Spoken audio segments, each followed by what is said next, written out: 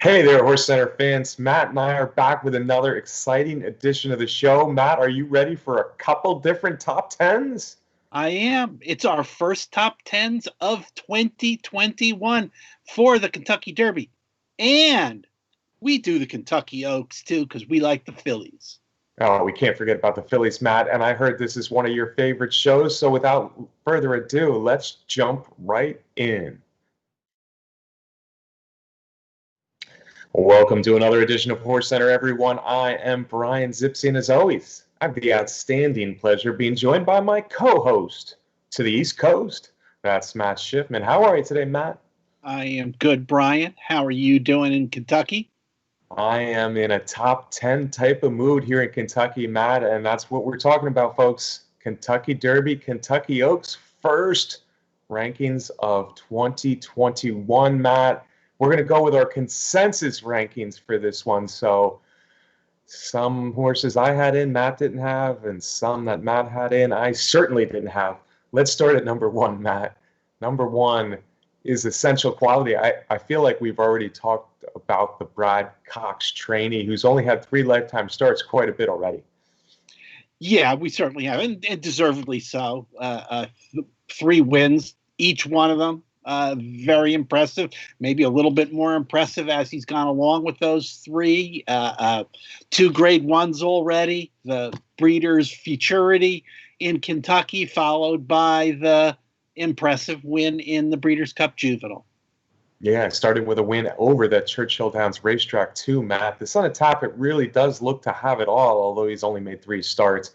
Trainer Brad Cox is one of the hottest trainers on the planet, and he'll be represented by other horses on this list. But as for Essential Quality, he's won at Churchill Downs. He's won around 2 turns. He's beaten good horses. Maybe there are better horses to come that we didn't see him beat in the Breeders' Cup Juvenile or the Breeders' Futurity at Keeneland. But he's beaten good horses. He can lay pretty close to the pace. He can finish fast. He can rally a little bit more if he has to. A lot to work. And the good news, Matt, is that Essential Quality has already started his 2021 regimen, working down at Fairgrounds, should be ready for his first race in the next month or so. A lot to like with our number one Essential Quality, as there is, Matt. The bettors are high on the Bob Baffert, son of Into Mischief. I'm not talking about last year's Kentucky Derby winner, Authentic. This year, it's Life is Good, Matt, and we saw him win his first stakes race on Saturday. Yep, and like you said, Brian, a lot of similarities here between what's going on this year with Baffert having, as usual, one of the early favorites for the Kentucky Derby. Life is Good, just 2 starts. I guess we shouldn't say just anymore. Just 3 starts, just 2 starts. I guess we should stop saying that at this point, Brian, because 2-3 starts at this point for these horses is certainly typical, or maybe even a lot. Life is Good. Super impressive maiden victory that got the Baffert fans chattering all over social media, anointing him the next Derby winner for sure. He was a $525,000 yearling purchase, veteran connections for Baffert. And then we saw him go in the Sham, going 2 turns. Baffert said it was a big test always for his horses. And he looked like an easy winner, Brian, coming down the stretch. Not quite sure what Mike Smith was doing when he was riding the horse down the stretch, but it got a little close at the end. Yeah, it did, Matt. And this reminds me an awful lot of Authentic from last year. Authentic, of course, by the same sire, the same trainer.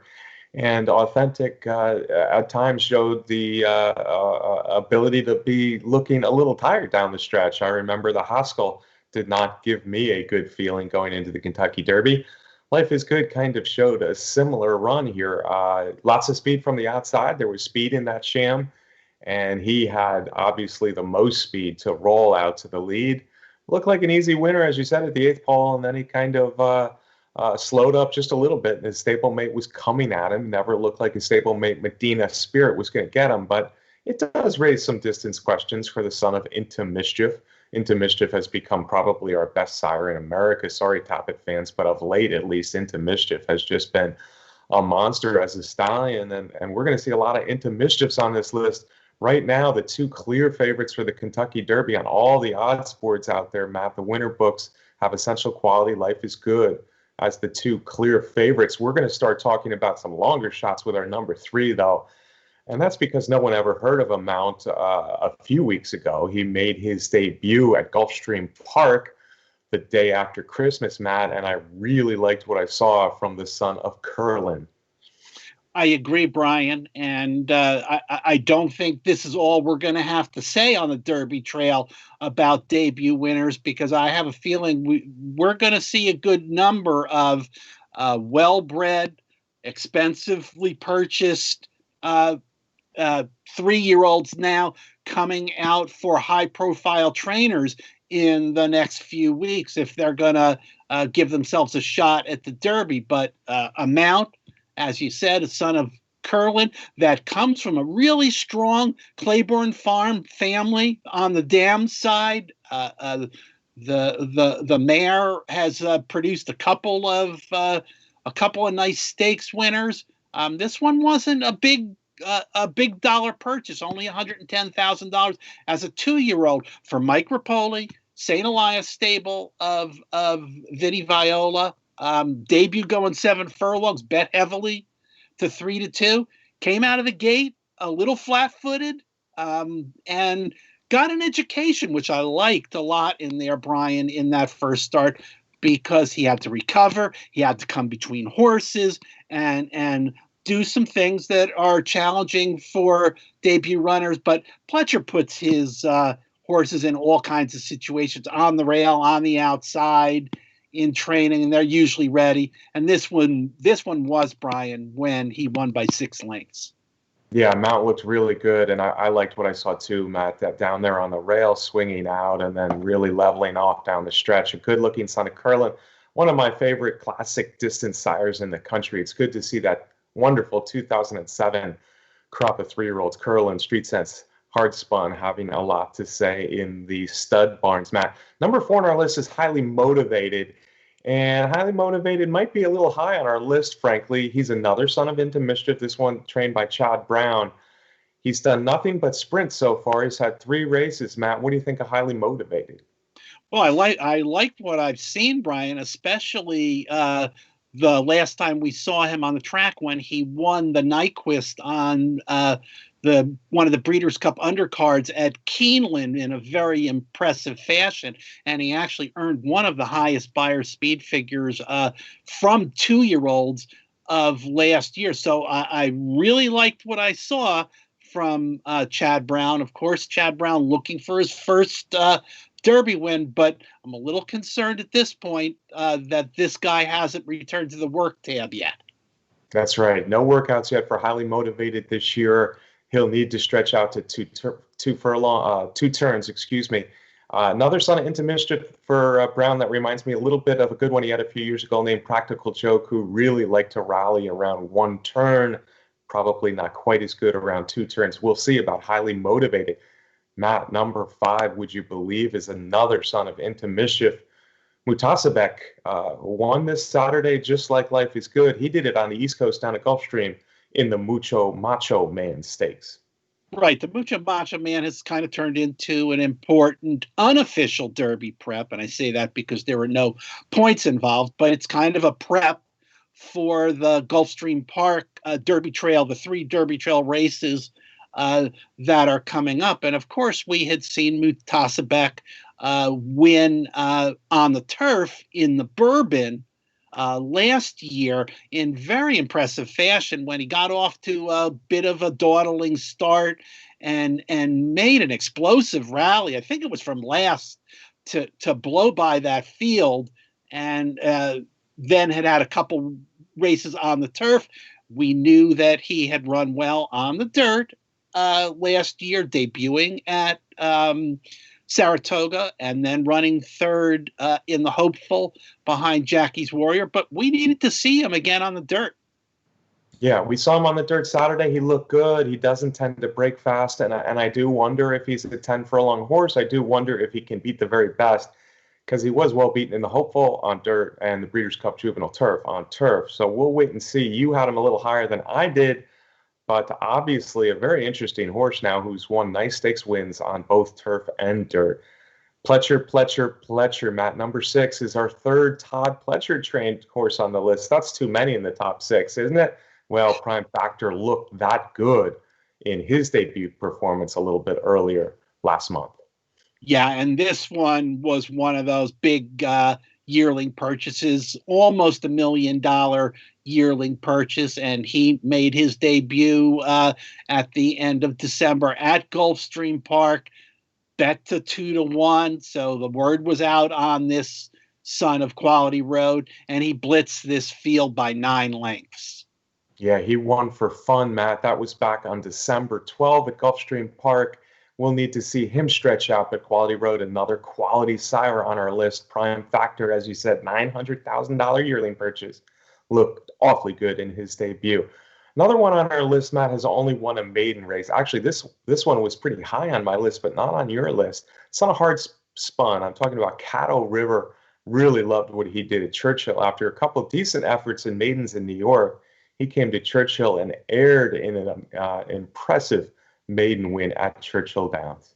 Yeah, that's for sure. Another Brad Cox on our list, and I don't think we're done with Brad Cox's yet. And it is worth noting that, and it probably wasn't that big a surprise that he did break his maiden eventually in his third try by more than 9 lengths, but he had faced some pretty quality horses that are on a lot of lists as good Derby contenders in his first 2 races. Yeah, absolutely. He's only been in maiden races so far, but on the other hand, he's had stakes-worthy competition already. Loved his race at Churchill. He's already working well down at Oaklawn Park, nearing his debut, as you said, for that trainer again, Brad Cox. All right, Matt, finally, we're going to go to a slightly less known trainer. Mr. Diodoro has Keep Me in Mind, another horse who is on my list, not yours. But this son of Laoban out of a Victory Gallop mare really rallied into every race he ran, including the last 3 in graded stakes. Yeah, and he ran well in all of them. Again, another one who ran into some tough fields. He ran third in the Breeders' Cup Juvenile as a maiden and came back and broke his maiden in a grade 2 in the Kentucky Jockey Club. This one likes to rally late, Brian Zipsy. Last to third in the Breeders' Cup Juvenile, last to first, winning that Kentucky Jockey Club for trainer Roberto Diodoro. Doesn't have a lot of experience on the Kentucky Derby trail. That late rallying style is one that I like, but isn't a style that has been particularly successfully in the Derby as of late. Yeah, and I'm not gonna call Keep Me in Mind a future Kentucky Derby winner, but he reminds me a lot of the horses who rally up for a piece, for a share, for part of the exotics in the Kentucky Derby, and he's been consistent doing that. I liked him as a big long shot in the Breeders' Cup Juvenile because of the way he finished the Breeders' Futurity before that. So he's had 3 consecutive graded stakes where he's really come running, got a stakes win over the Churchill Downs track, which helps as well. Number 9 on my list, Matt, one that you had that I didn't have. I actually had another well-regarded Cox, but you went with this well-regarded Cox, I think because he's a son of Into Mischief. I don't know if it was that or it was more of the impressive style in which he broke his maiden at Fairgrounds towards the end of December. The word was out on this one. I don't know if it was just because if it was Brad Cox, Into Mischief, Juddmonte, well-bred Juddmonte, homebred, went off at even money and ran like an even money shot should and won that race by more than 4 lengths. Yeah, Prate looked good down in New Orleans, winning his debut, and certainly one to keep an eye on. Juddmonte is sending some really good horses these days to Brad Cox, and this looks to be another one of them. Finally, Matt, the end of our top 10 Kentucky Derby list right now. Capo Kane, my long shot in the Jerome didn't go off as a huge long shot, 6-1 or so, but the Son of Street Sense sure looked good winning the Jerome. Yeah, that was a good. That was a really good pick in that race, Brian. As Capo Kane beat Brad Cox's horse in there, he won the Jerome convincingly by more than 6 lengths. Training at Parks, where he broke his maiden special weight. An interesting story. It was the first stakes winner for veteran trainer Harold Weiner, who is a former jockey himself. Interestingly, this horse went to the auction 4 times, Brian. A couple times did an RNA, and most recently sold for only $26,000. Weiner picked him out, and it was interesting to see that Weiner also last year picked out NY Traffic, who we know almost beat Authentic in the Haskell, but but on the Kentucky Derby trail, they sent New York Traffic to Safi Joseph, who took over as trainer, and Weiner said, no way, not this guy. We're not sending this guy away from me. Capo Kane, yeah, an easy win in the Jerome. I thought he looked a little bit green down the lane, but the Son of Street Sense out of a hard spun mare, that's that 2007 3-year-old crop coming through. $26,000. What a bargain so far for Capo Kane. Things will get tougher than the Jerome, clearly. Eagle Orb was the New York bred who ran second there. But an interesting horse as we head forward, Matt. And that's our top 10, folks. And I know that there are a lot of highly regarded horses that Matt and I did not have on our list. I understand that. And that's what makes this game fun as we look ahead to the Kentucky Derby. If there was just a few horses, this wouldn't be nearly as much fun. We didn't mention Medina Spirit, an impressive second in the sham for Bob Baffert. Classy from the Bob Baffert barn, looked awfully good as a 2-year-old. How about the top 2 from the Remsen, Matt? Brooklyn Strong, the New York bred, and Son of Frost at 10 for 10, ran away from the field in that Remsen. Mandaloon was the other Brad Cox that I thought looked really good last year. He's 2 for 2. Senor Buscador, you had on your list, Matt, the Remington Park hero from the Springboard Mile. You also had Greatest Honor, who's progressing as he goes along now with 4 lifetime starts. Get Her Number, Dr. Shivel were Grade 1 winners in California last year, Matt. Hot Rod Charlie was second in the Breeders' Cup Juvenile. Jackie's Warrior was the big favorite of the Breeders' Cup Juvenile. And Fire at Will had some dirt breeding, the Breeders' Cup Juvenile Turf winner. So a lot of other horses and some that I didn't even mention that we could have easily had in this top 10, Matt. Yeah, and in summary, Brian, in our top 10, we had 4 sired by Into Mischief, 3 each from the barn of Brad Cox and Todd Pletcher, and only 1 from Bob Baffert. Only 1 from Bob Baffert, but I have a feeling, Matt, that will change as the months progress. We get closer to the first Saturday in May. The day before the first Saturday in May, of course, would be the Kentucky Oaks, Matt, and I'm always excited to talk about the fillies. Let's get down to our rankings there. We have Vequist, who I liked in the Breeders' Cup Juvenile. Boy, I'm talking about the horses I liked. I better start really giving out more winners here. Vequist, I liked in the Breeders' Cup Juvenile fillies quite a bit, Matt. The Daughter of Nyquist has only won 2 of 4, but I really liked what I saw in the Spinaway and then the Breeders' Cup Juvenile fillies, trained by Butch Reed. She looks like a horse who wants 9 furlongs. Yeah, that's for sure. You mentioned the Spinaway. Vequist won the Spinaway as a maiden and then returned to run second in the Frizette. And then, no doubt, Brian, her victory in the Breeders' Cup Juvenile was her most impressive victory. Yeah. And that came at Keeneland. Vequist is going to be 2-year-old filly champion, just as Essential Quality will be a champion soon. The Daughter of Nyquist has run well in all 4 races, even if only 2 of them are wins. Speaking of running well, Matt, Travel Column, a Daughter of Frosted. We all know I'm a fan of Frosted. Trained by Brad Cox. It was her 3rd lifetime start in the Goldenrod Stakes in November at Churchill Downs, folks. And if you haven't seen her performance in there, it was big. It was no doubt, and we'll have a little bit of the race up on the screen here. Uh, Another Brad Cox we're talking about from the OXO Equine Stable, purchased for $850,000 as a yearling. We know that barn plunks down some big money for horses. I'll tell you, Brian, that win in the Goldenrod was very impressive in terms of what this filly had to overcome. She had to end up going from last to first.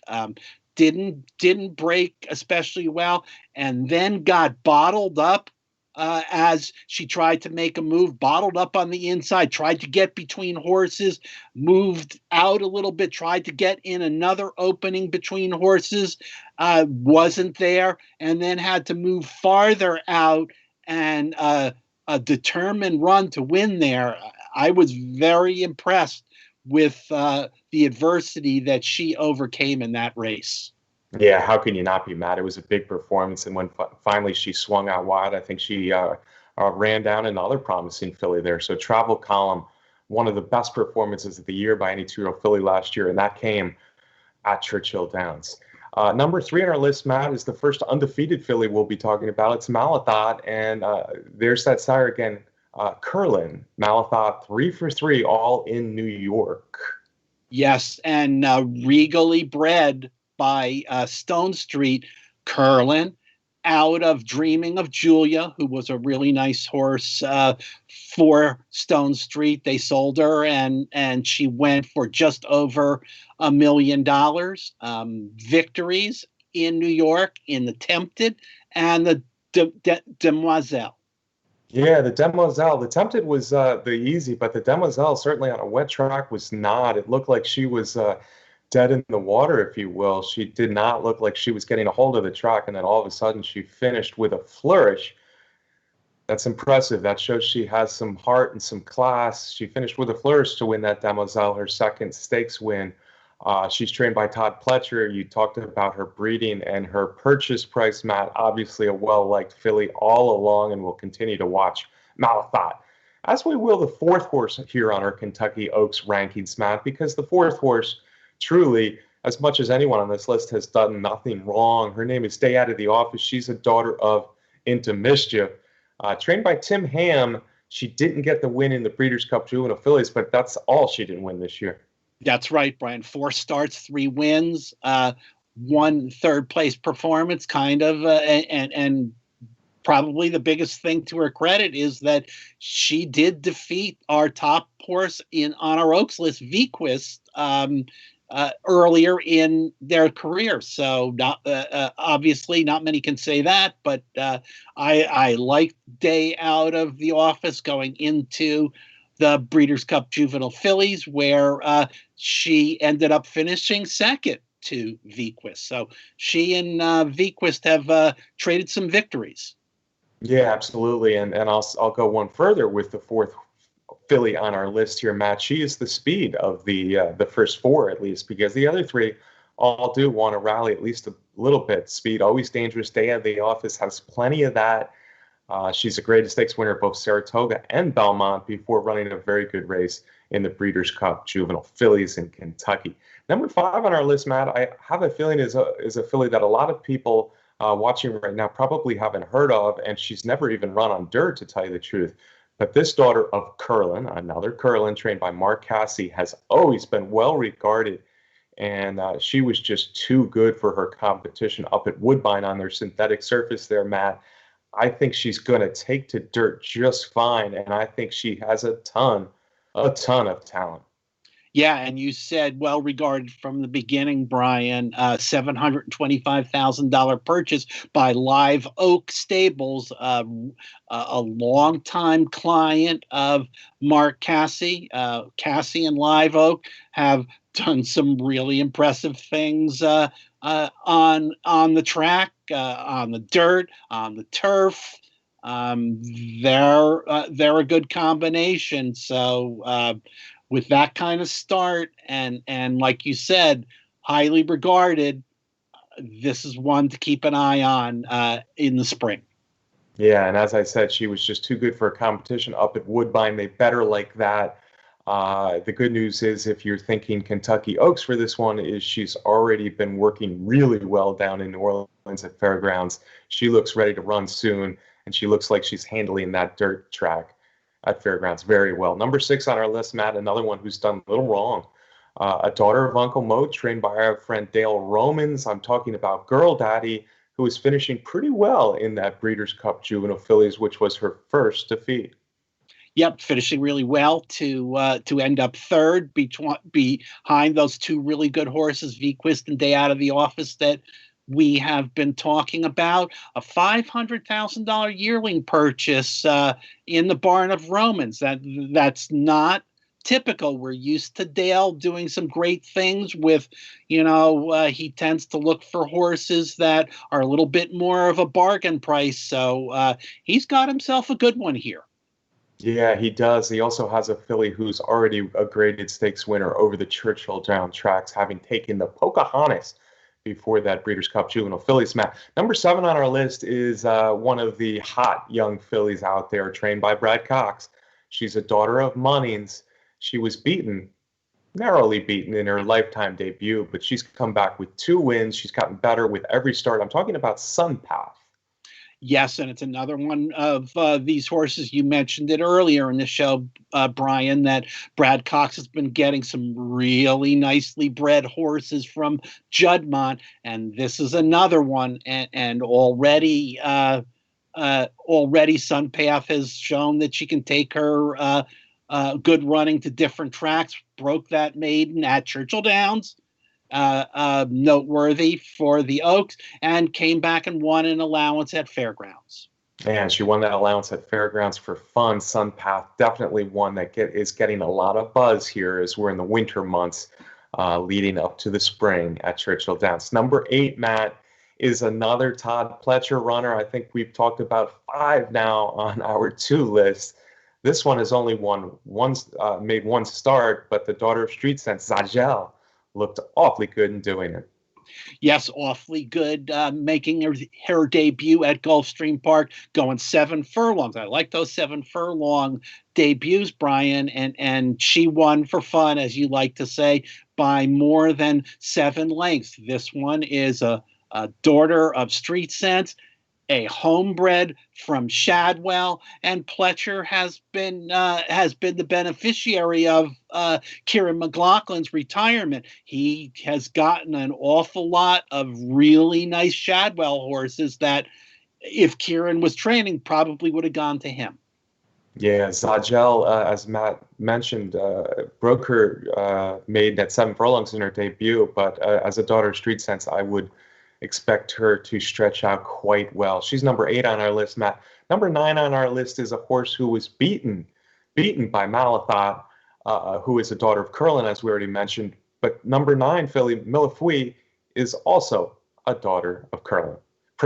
Help me with that pronunciation, Matt. I'm saying Millefeuille. You say what? Millefeuille. Oh, Millefeuille. All right, next time I'll get it. Who knows?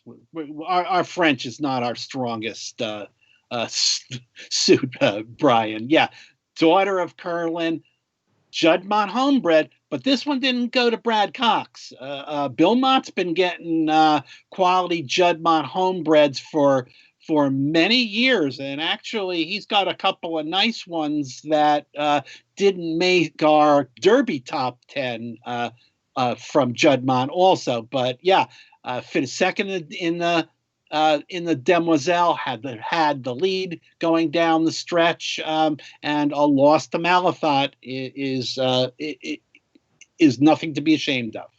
Yeah, she's improved in each of her 3 starts, and she looked like a winner at the Demoiselle for most of that stretch before Malathaat really kicked it in late. Number 10 on our list, Matt, we finally get to trainer Bob Baffert. Again, I think there will be more Bafferts that make this list. Unfortunately, we lost Princess Noor to an injury. She certainly would have been on this list, and we could have gone with a couple of Bafferts here. Maybe Varda, people will be saying, what about Varda? She beat Calypso, but Calypso came back really nice to win the Santa Ynez this past weekend. She's a daughter of Brody's Cause, who should give her some 2-turn ability. Her 2 stakes wins came sprinting, though, Matt, but I like the fact she's getting better with each start.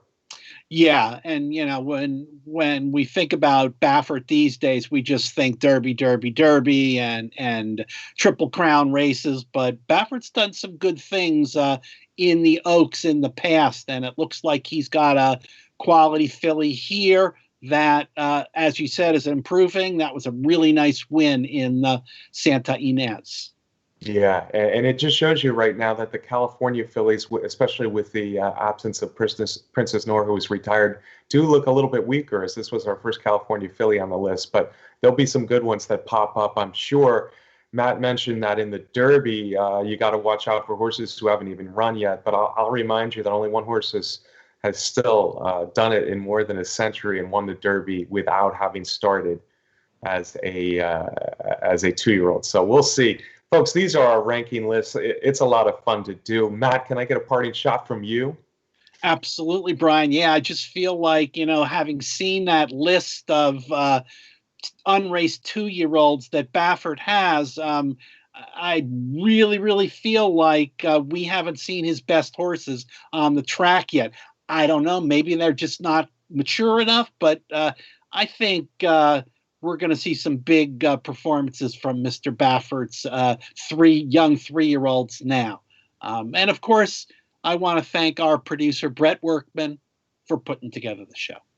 Thanks to Brett. Yeah, Matt. And in Life is Good, Medina Spirit, and Classier, Baffert already has a pretty strong hand already. Thanks to you folks for watching each week. I hope you enjoyed our rankings list of both the Kentucky Derby and the Kentucky Oaks. As Matt said, we love to do it. If you haven't yet hit our subscribe, the button to subscribe to us here on the YouTube Horse Racing Nation channel, please do so now. I'd also like to thank our sponsor, the best contest site out there. That's Derby Wars, of course. Matt, we'll be back next week talking more Kentucky Derby, a little bit of Pegasus, World Cup. There's news there. But before we go, I just wanted to say goodbye to one of the greatest turf horses, one of the greatest mares I've ever seen. Of course, we lost Goldakova, 14-time Grouper Grade 1 winner, Matt. That's quite a record. Gone too soon at the age of 16. Yeah, and we also lost Elmhurst, one of my favorite Breeders' Cup winners. He lived a long retirement and passed away at the age of 31. Yeah, 15 years older than Goldakova. Elmhurst, of course, a Breeders' Cup Sprint winner. 31, a shout out to our Mims Retirement Haven. They do a lot of good things there. So sorry about the loss of Elmhurst and, of course, Goldakova. Enough of that, Matt.